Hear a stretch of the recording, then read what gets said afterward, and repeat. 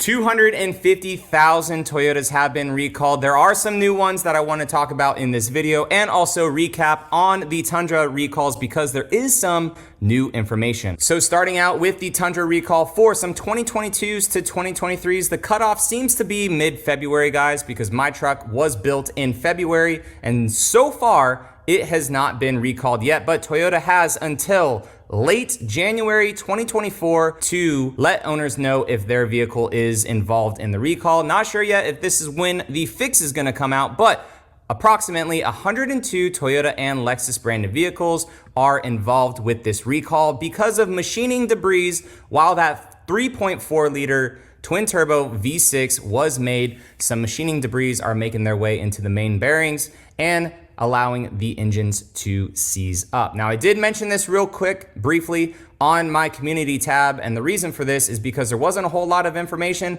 and I also had a friend in town, so I didn't really make a video, and a ton of other people made a video. But there is now some light from Alex on Auto's Auto Buyer's Guide. He posted this over on Facebook saying that he has gotten some confirmation on another interesting piece to this puzzle, that the Lexus LX engines are in fact made in Japan, whereas the Tundra's engines are made in Alabama, because there was some kind of questioning if all the engines were just made in Alabama or if some of them were made in Japan. And he verified that the LX models and most likely the GX models are made in Japan, but we still have a question as to if the component that is improperly machined and not cleaned up properly, if that is made in the same location and then final assembly is done in Japan, whereas the other final assembly is done in Alabama. He also says, what the heck should we do right now? This issue seems to have only impacted a very small number of vehicles, which is very true.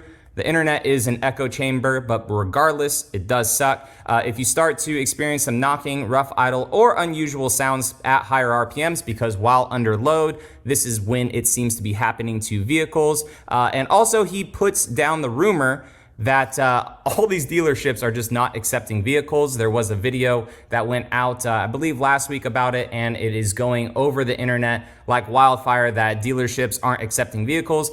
Dealerships are accepting vehicles, just particular ones are not. His Longo Toyota in California, which is one of the biggest dealerships in North America, is getting trade-ins for vehicles. And he also says that their local Ford dealer and Jeep dealers in San Jose said that they have no particular instructions to reject Tundras on trade-in. So I'm not downplaying the recalls. It does stink, and to potentially have a truck in your driveway that may fail on you, you have no idea when. The highest mileage one that we've seen so far is about 66,000 miles, and the lowest mileage one that we've seen so far is under 200 miles. 2024s are failing, 2023s are failing. We're not sure yet what the actual fix yet is gonna be from Toyota, but when they do announce it, I will let you guys know. Now, the most recent recall is for the Grand Highlander and also the Lexus TX models. So Toyota is conducting a non-compliance safety recall involving certain model year 2024 Grand Highlanders and the TX. So approximately 145,000 vehicles are involved in this recall, for it being your side curtain airbag on the driver's side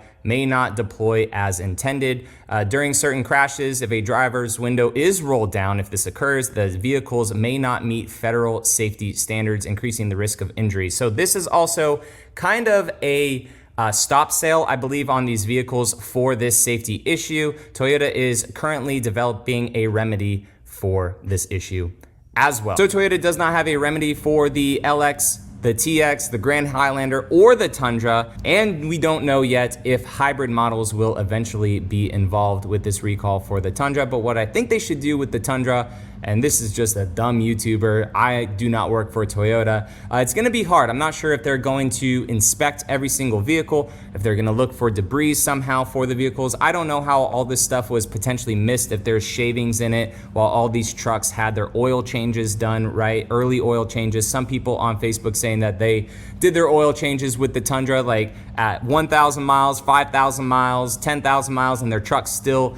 went out on them. So it's unfortunate.